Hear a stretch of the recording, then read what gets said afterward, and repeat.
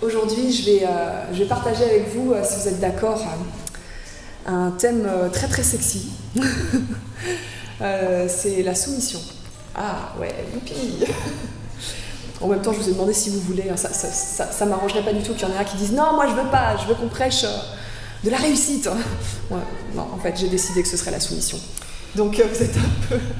Voilà. Mais en même temps, je suis absolument persuadée qu'on va lever des gros malentendus aujourd'hui. Qui a envie d'être soumis ici? A priori, personne. Hein. La soumission, c'est vraiment un truc qui ne nous donne pas envie. Et voilà, on pourrait intituler ce message d'une manière très très pompeuse, un peu comme une dissertation théologique du 19e siècle, les vertus de la soumission évangélique. Et j'insiste sur le mot évangélique, parce qu'en fait, on peut être soumis de tas de manières différentes, et on peut être soumis de manière évangélique. Et moi, c'est ça qui m'intéresse. Je ne sais pas si ça vous intéresse aussi, mais moi, c'est ça qui m'intéresse. Et je pense qu'il y a vraiment, non seulement des vertus à la soumission évangélique, mais je crois même que c'est le point de départ de beaucoup de choses, en fait, peut-être de tout. Alors, en fait, hier, on a discuté avec quelques sœurs d'un passage qui est un peu dur dans la Bible. Vous savez, c'est le passage où Abraham, Dieu l'appelle. Il a déjà vécu quand même pas mal de choses avec Dieu. Il a quand même démontré sa foi, sa confiance, etc. Mais il y a un moment, il vient d'avoir un fils à un âge très très avancé, un fils biologique. Et puis, l'Éternel le met à l'épreuve et lui demande de sacrifier son fils unique. Vous connaissez ce passage? Voilà. Et ce passage, il est extrêmement violent, en fait. Et il y a des personnes de l'extérieur qui se disent « Mais qu'est-ce qu'il fait là, Dieu? Qu'est-ce qui s'est passé pour qu'il demande un truc pareil à Abraham, quoi ?» Et je suis absolument persuadée que, comme moi, ça fait partie des trucs sur lesquels vous vous êtes arraché les cheveux en lisant entre les lignes, en se disant « Mais pourquoi il a demandé ça ?» Et en fait, moi, je pense que dans ce texte, il y a une clé. Il y a une clé pour chacun d'entre nous. La première clé, c'est que la soumission, c'est le don de soi. C'est le don total de soi. Et vous savez, Jésus, on dit souvent, ouais, dans l'Ancien Testament, c'était violent, et Jésus, il n'est plus tarte à la crème. Jésus, il a quand même dit, celui qui préfère son fils, sa fille à moi, n'est pas digne de me suivre, n'est pas digne du royaume. C'est chaud quand même. Waouh! Donc c'est bien le même Dieu, en fait, hein, dans l'Ancien, dans le Nouveau Testament. Il y a des contextes qui sont différents, ça, c'est clair. Le cœur de l'homme aussi est baigné de différentes cultures, ça c'est sûr, mais le Dieu c'est le même. Et la première des choses, c'est que la soumission, c'est le don de soi. Et Dieu cherche fondamentalement des âmes qui acceptent de se donner totalement à lui. Qui acceptent de se donner totalement à lui. Et on a bien dit que c'était une épreuve de la part de Dieu à Abraham. Parce qu'en fait, Dieu n'avait aucune intention qu'Isaac soit immolé. Mais ça, Abraham ne pouvait pas le savoir. Moi, en fait, vous savez, quand je lis ce texte, je me dis, en fait, c'est fou parce que c'est comme si Dieu avait basé tout son plan de salut sur un taré. Vous savez, sur un gars qui, en fait, a été capable de dire « Ça me plaît pas, mais ok, je vais le faire. Tu me l'as demandé, je vais le faire. » Moi, je sais pas, je suis mère de bientôt 4 enfants, ça me concerne, quoi. Hein, je veux dire, comme s'il avait basé toute son alliance, la première, la deuxième, tout son plan de salut, sur un gars qui a dit oui, quoi. Un gars qui a dit oui jusqu'au bout. Est-ce qu'on réalise ce que ça veut dire? Et en fait, après, on va évoluer dans ce que c'est que la soumission évangélique. Et je crois que le premier des trucs, c'est que Dieu cherche des âmes qui acceptent de se donner totalement à lui. Et pas seulement de se donner eux-mêmes, mais de mettre leur famille en deuxième. C'est énorme. Et pourtant, je l'ai compris à certains moments, moi, de mon expérience personnelle. Parfois, j'ai encore du mal intellectuellement avec cette chose-là, mais je l'ai compris de manière très profonde et spirituelle à certains moments. J'ai compris que de toute façon, ma famille, moi, aucun d'entre nous ne pourrait subsister sans Dieu. Que fondamentalement, si Dieu n'était pas là, si Dieu n'avait pas décidé de nous accorder la vie, à quoi bon? Et que s'il a décidé de nous donner la vie, c'est qu'il est digne de confiance. S'il a décidé de nous racheter en Christ, c'est qu'il est digne de confiance. Et en fait, justement, Abraham, en fait, ce qu'il va découvrir, c'est que lui, il savait pas exactement, enfin, je pense qu'il maîtrisait pas totalement, il savait pas qui était Dieu, il comprenait pas qui il était jusqu'au bout, puisque, voilà, il était prêt à aller, je pense, jusqu'au sacrifice de son propre fils. Et Dieu s'est révélé à lui comme un Dieu encore meilleur que ce qu'il imaginait. En fait, il faut quand même qu'on vous dise que, à cette époque-là, les sacrifices d'enfants, c'était un truc qui existait. C'était un truc qui existait. C'était pas un truc forcément agréable, parce que j'imagine que c'est jamais agréable, mais en fait, il y avait des peuples qui baignaient dans l'idolâtrie, qui donnaient des cultes à des esprits mauvais, et c'était un truc qui existait. Et Abraham, il était prêt, il s'est dit, bon, ben voilà, c'est comme les autres, quoi. Mais Dieu s'est révélé comme un Dieu meilleur que ce qu'il imaginait. Et il lui a dit, mais non, moi ce que je veux, c'est cette âme qui s'est pliée à moi. Mais ce que je vais te révéler, c'est que tu n'imagines même pas à quel point je suis bon. Et vous savez, je crois qu'on est tous appelés à faire le même pas de foi. Parfois, on dit oui à Dieu, on ne sait pas à quoi on dit oui. On ne sait pas à quoi on dit oui, on ne sait pas pourquoi on dit oui. Et même peut-être on a des mauvaises images mentales de ce qu'il nous demande, de qui il est, etc. Mais lui, il sait pourquoi il nous les demande. Lui, il sait pourquoi on est là. Et lui va nous révéler à quel point il est bien meilleur que ce qu'on croyait à la base. Et être soumis à ce Dieu-là, c'est le bonheur en fait. Et Abraham va le découvrir après. Dieu, il est bon, il n'est pas comme les oppresseurs humains, il n'est pas comme les idoles, il n'est pas comme les esprits mauvais qui demandent des sacrifices de sang. Il n'est pas comme ça en fait. Et il y a même plein de passages dans lesquels Dieu dit dans la Bible, dans lequel Dieu il est en colère contre même le peuple d'Israël qui reproduit des sacrifices ou des choses horribles. En Ézéchiel, par exemple, il dit « Tu as pris tes fils et tes filles que tu m'avais enfantés et tu les as sacrifiés pour qu'ils servent d'aliment aux idoles. N'était-ce pas assez de tes prostitutions ?» Combien de fois Dieu dit « Mais je ne demande pas ça. Je ne demande pas la mort. Je ne veux pas la mort. Je veux la vie éternelle de celui qui croit en moi. » Et en fait, Dieu manifeste à travers la Bible à quel point, finalement, on lui fait confiance. Et il faut qu'on lui fasse confiance. Et il veut ça. Mais à quel point on ne le connaît pas encore. Et à quel point il va révéler sa bonté au fur et à mesure. Dieu n'est pas un Dieu qui manipule. Dieu n'est pas un Dieu qui déprécie. Dieu, c'est notre Dieu, en fait. Il faut admettre que quand on fait le choix de la confiance dans ce Dieu-là, quand on accepte de se donner à ce Dieu-là, eh bien, il y a cette part d'inconnu total. Il y a cette part d'inconnu total qui fait que parfois on regarde les choses et on ne sait pas pourquoi c'est comme ça. Mais que lui, il est bon, malgré tout ce que nous on voit.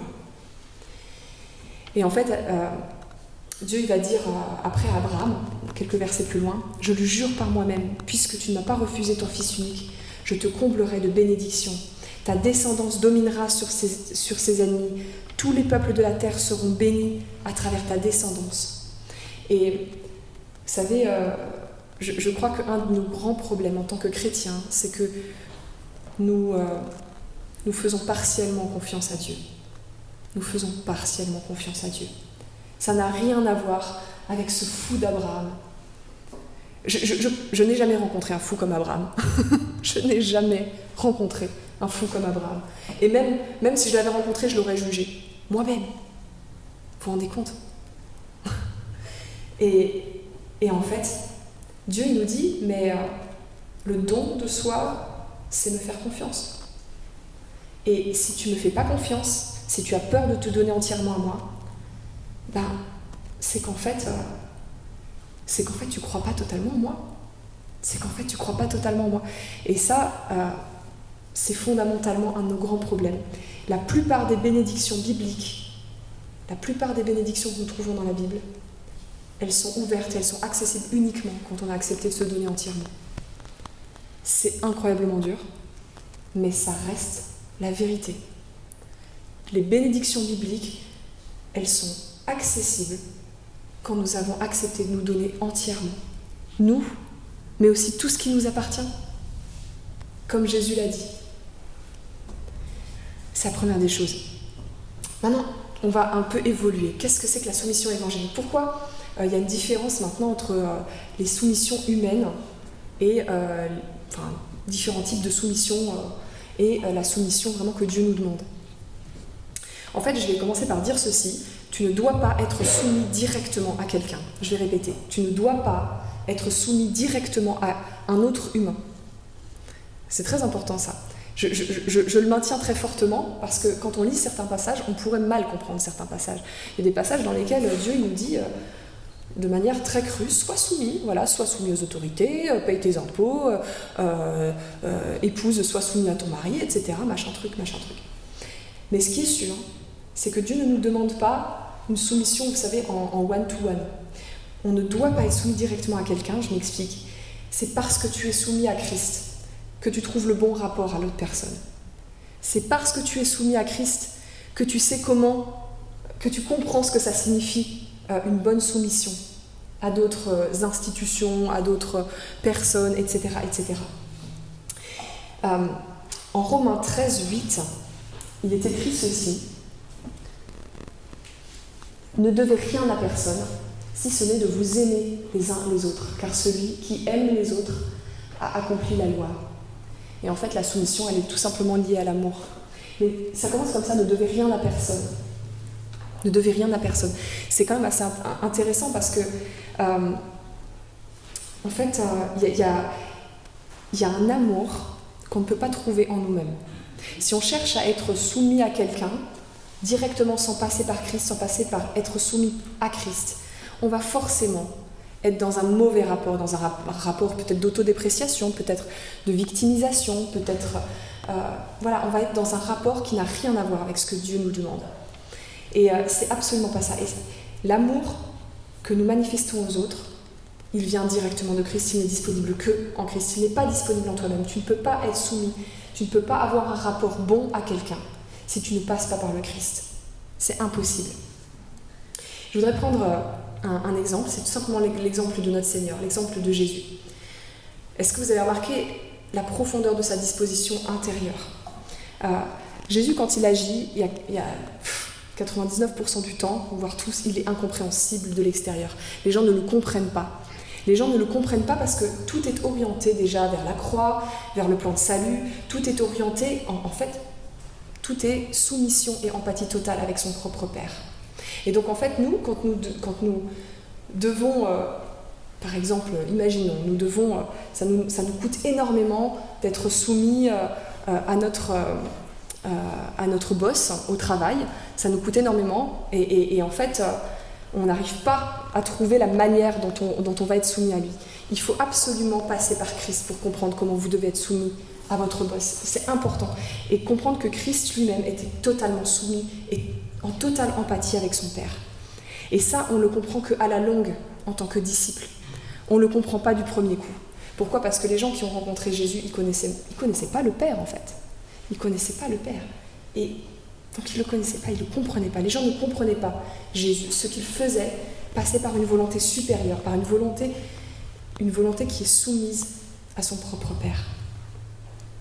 Vous savez, aujourd'hui, on parle beaucoup d'empathie. Je vais donner des exemples. On parle beaucoup d'empathie et ça devient même un peu louche. Les gens, ils ont théorisé que tu peux ressentir l'émotion des autres, tu peux...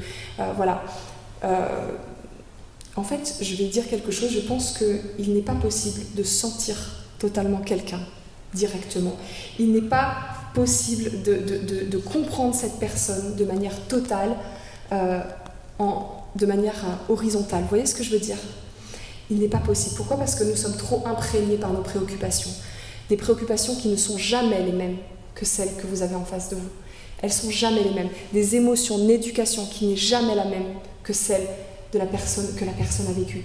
On ne peut pas sentir totalement et comprendre totalement une personne directement. Moi, je discute beaucoup avec certaines jeunes sœurs qui sont choquées de voir dans la société des personnes qui leur disent « Viens, on va échanger nos énergies. Viens, je veux sentir ton énergie. Je veux comprendre qui tu es de l'intérieur. » C'est impossible. Nous avons des filtres. Nous avons des filtres humains et il y a aussi parfois des filtres démoniaques.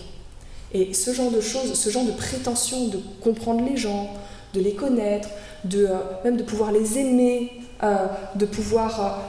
tout ça, ce n'est que pure illusion et c'est même hyper dangereux.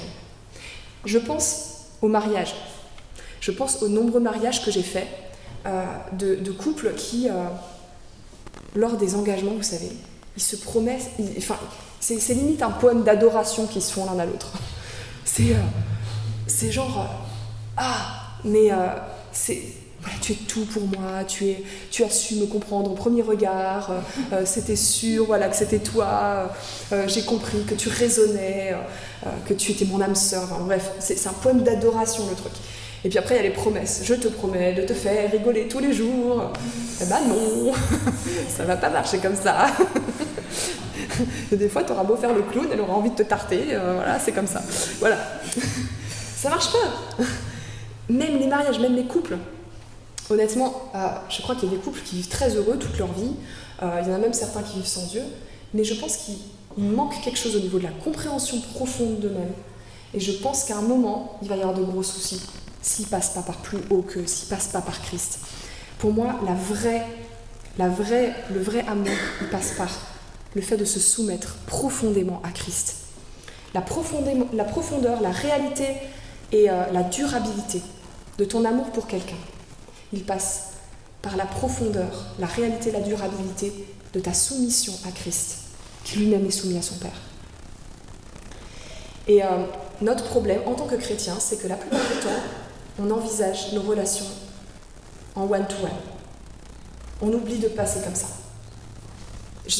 Vous n'avez pas l'impression, franchement, on dit, voilà, c'est marqué là, il faut que j'aime mon prochain. Ouais, soumettez-vous les uns aux autres, c'est marqué, ok. Bon. Mais on le considère de manière totalement horizontale. On comprend nos relations de manière directe. Et en fait, ça nous cause beaucoup de douleur. Ça nous fait agir de travers. Par exemple, je t'aimerai quand tu m'aimeras, je te demanderai pardon quand même tu montreras un signe. J'agirai avec bonté avec cette personne quand elle aura quand même agi un petit peu avec bonté avec moi. Et si ce n'est pas le cas, je vais développer de l'amertume. Et les chrétiens, très très souvent, on envisage nos relations fraternelles comme ça. On ne passe pas par cette soumission à Christ avant d'envisager notre relation avec l'autre. Et j'ai même entendu, je donnerai à l'église quand l'autre il donnera sa part, parce que je ne veux pas donner pour lui. Je l'ai entendu. Sérieux. Donc, sérieusement, c'est pas possible. C'est pas possible. La condition de nos actes de bonté, en fait, quand on est en mode direct comme ça, en fait, quand on repose tout simplement sur cette idolâtrie qu'en fait on peut comprendre les gens par nos propres qualités. En fait, ils reposent toujours sur l'attente vis-à-vis d'une personne. Une attente que la personne, la plupart du temps, ne va absolument pas pouvoir ni vouloir combler. Parce que nos attentes ne sont pas réglées par les personnes. Nos attentes sont réglées par Christ. Nos attentes, elles sont comblées par lui. Donc ça, c'est vraiment hyper important. De vraiment, je pense vraiment que c'est une idole, en fait. Je pense vraiment que c'est une idole de se dire, parce que je suis chrétien, parce que je suis né de nouveau, j'ai cette capacité à comprendre les gens, à scruter. On oublie toujours de repasser par Christ et de ressonder à quel point lui, il est soumis au Père, à quel point nous, lui devons être totalement soumis, à quel point avant de juger quelqu'un, avant de parler à quelqu'un, avant de se soumettre à quelqu'un, avant d'interagir avec cette personne, nous devons être totalement prêts à tout donner à Christ.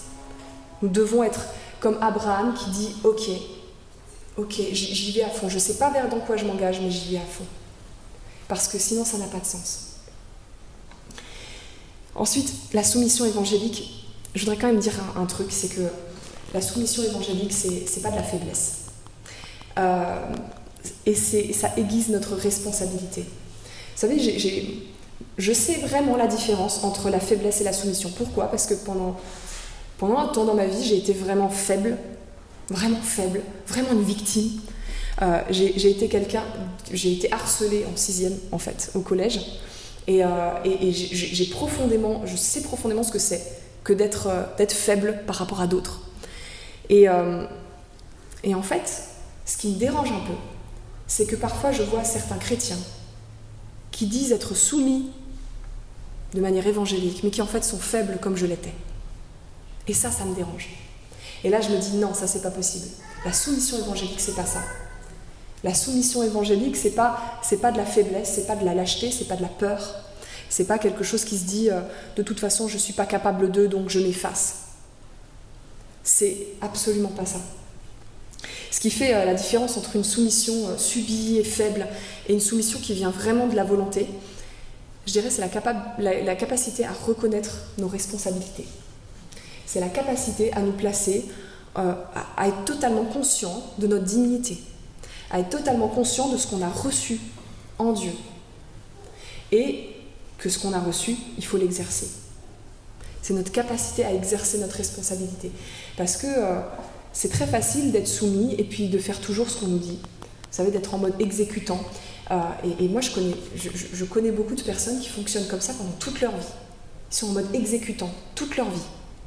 Ils ne se posent pas de questions, ils font toujours référence à quelqu'un qui est un peu mieux calé qu'eux, qui a un peu plus d'onction qu'eux, et puis ils suivent, ils font en mode exécutant. Et en fait, je crois que le peuple qu'attend Dieu n'est pas un peuple d'exécutants faibles, mais c'est un peuple de personnes qui est capable, dont chaque membre est capable de reconnaître quelles responsabilités lui sont données, de les évaluer et de les mettre en œuvre.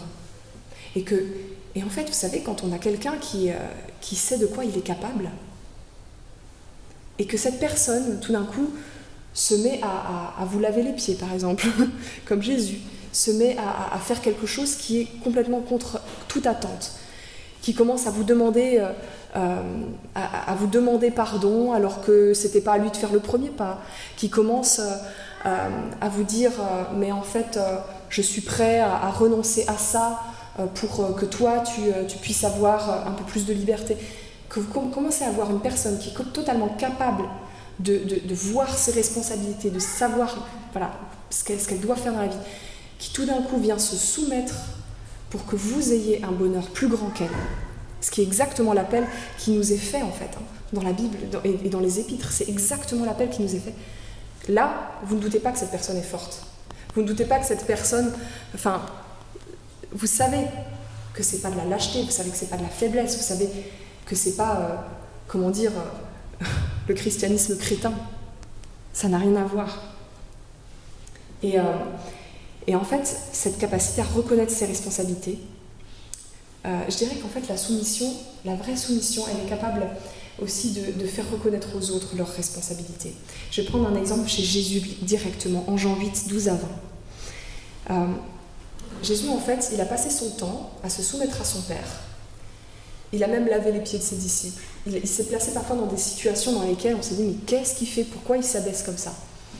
Et en fait, ce qu'il montrait là, c'était son autorité, mais ce qu'il montrait aussi par là, c'était, il rappelait aux autres quelle était leur responsabilité à eux. Jésus disait aux pharisiens, moi je suis la lumière du monde, celui qui me suit ne marchera pas dans les ténèbres, mais il aura au contraire la lumière de la vie. Là-dessus, les pharisiens lui dirent, tu te rends témoignage à toi-même, ton témoignage n'est pas vrai. Jésus lui répondit, même si je me rends témoignage à moi-même, mon témoignage est vrai, car je sais d'où je suis venu et où je vais. Quant à vous, vous ne savez pas d'où je viens, ni où je vais. Vous jugez de façon humaine, moi je ne juge personne. Et si je juge, mon jugement est vrai, car je ne suis pas seul, mais le Père qui m'a envoyé est avec moi. Il est écrit dans notre loi que le témoignage de 2 personnes est vrai. Or, je me rends témoignage à moi-même, et le Père qui m'a envoyé me rend aussi témoignage. Ils lui dirent donc, où est ton Père? Jésus répondit, vous ne connaissez ni moi, ni mon Père. Si vous me connaissiez, vous connaîtriez aussi mon Père. Jésus dit ces paroles alors qu'il enseignait dans le temple, à l'endroit où étaient les trésors, et personne ne l'arrêta parce que son heure n'était pas encore venue. Voilà. Qu'est-ce qu'il fait Jésus là en fait? Jésus il est en train de dire qu'il est totalement soumis au Père. Et il est en train, à travers cette totale humilité dans son propos, il est en train de rappeler aux pharisiens qui n'ont pas pris leur responsabilité divine. Vous savez, parfois je crois que certains actes de soumission de notre part, en tant que chrétiens, peuvent stimuler des personnes à prendre leurs responsabilités. Et je pense que c'est un des témoignages cruciaux qui nous est demandé, que ce soit dans la société, mais que ce soit aussi dans le corps du Christ, que ce soit dans notre assemblée. Et en fait, il est en train de leur dire, attendez, vous êtes censés être les détenteurs de la loi, vous êtes censés être ceux qui connaissent le mieux le Père. Vous êtes censés être ses prêtres. Et en fait, vous ne connaissez rien. Vous ne le connaissez ni lui, ni moi. Vous ne connaissez même pas sa parole. Vous ne connaissez même pas quelque chose qui est marqué noir sur blanc. En fait, il est en train de les rappeler à leur responsabilité. Vous n'avez pas maintenu cette communion, cette soumission à Dieu fondamentale. Vous n'avez pas maintenu cette soumission fondamentale. Vous n'avez pas respecté vos engagements. Vous n'avez pas respecté vos engagements. Vous n'avez pas tenu vos responsabilités. Et en fait, Jésus, toute son œuvre, en fait, est orientée vers la croix. Toute son œuvre est orientée vers « Je suis soumis au Père et je vais aller jusqu'à la croix. Je suis soumis au Père, je ne suis pas faible. Je ne suis pas faible. Je sais. Regardez tout ce que je peux faire. Regardez tous les miracles. Regardez toutes les guérisons. Je ne suis pas faible. Mais je vais aller jusqu'à la croix parce que c'est un plan et parce qu'il est très important maintenant que vous, les disciples, tous ceux qui croient, vous vous leviez, vous preniez en main vos responsabilités et que vous marchiez, que vous soyez l'Église. Et moi, je pense particulièrement au moment où il a lavé les pieds de ses disciples. Il leur lave les pieds, donc par cette soumission symbolique, il leur exprime maintenant c'est à vous de prendre vos responsabilités. Et ce que j'ai fait pour vous, le sacrifice, la soumission, tout ce qui ne vous plaît pas, vous devez le faire aussi pour les autres. Vous devez le faire aussi. Et en fait, c'est le fondement de notre foi. C'est hyper pas sexy. C'est hyper pas sexy ce que je vous dis ce matin. Mais c'est le fondement de notre foi. Et juste pour conclure, souvent on n'est pas soumis à Dieu parce que on a une mauvaise compréhension, on a une mauvaise image de Dieu. En fait, Abraham, il n'a pas pris cette excuse-là. Hein. Lui, il avait son mauvaise image de Dieu, il s'est soumis quand même. Bon. Je pense que pour nous, il est très très important de se poser maintenant la question, est-ce que je suis totalement soumis ? Est-ce que je suis totalement soumise de la bonne des manières à Dieu ?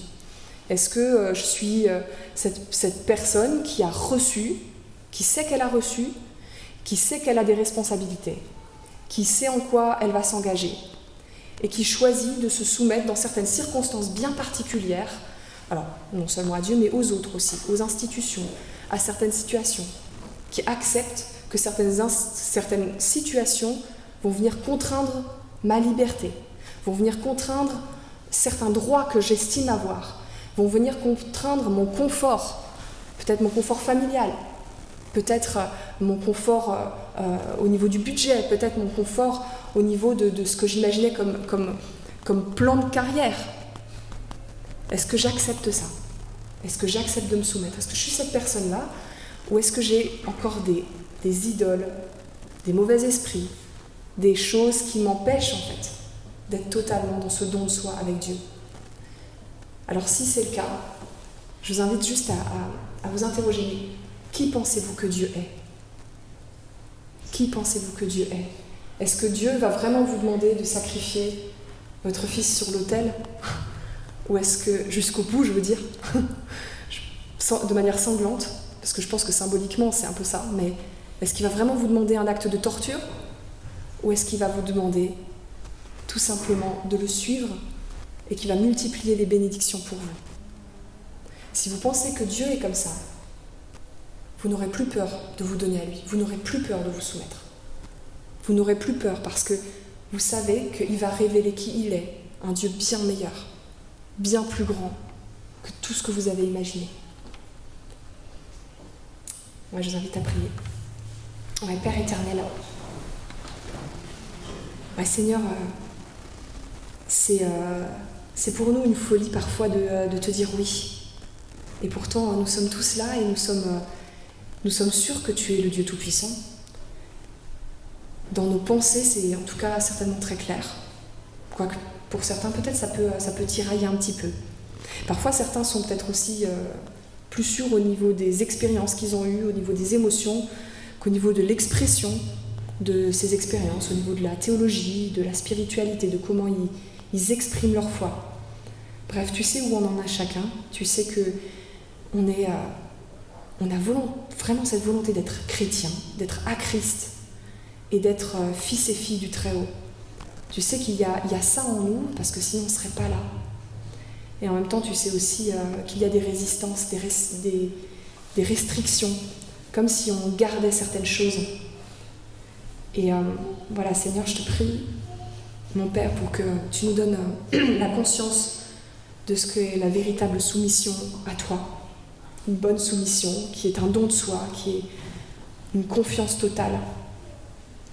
Que tu viennes nous faire prendre conscience aussi que nous sommes comblés de dons, comblés de capacités, de responsabilités, et que nous avons des engagements, et que c'est parce que nous sommes ces gens forts dans le monde, forts dans ta famille, forts dans l'Église, que c'est parce que nous sommes ces gens-là que nous pouvons offrir un témoignage en esprit et en vérité dans la soumission évangélique.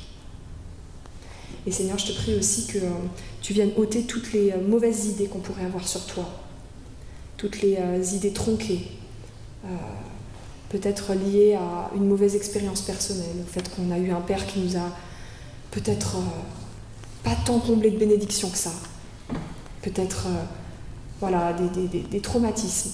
Je te prie que tu viennes enlever ça, pour qu'en fait on comprenne que tu es un Père qui va révéler sa bonté encore et encore, tous les jours de notre vie, à condition qu'on fasse ce pas de foi.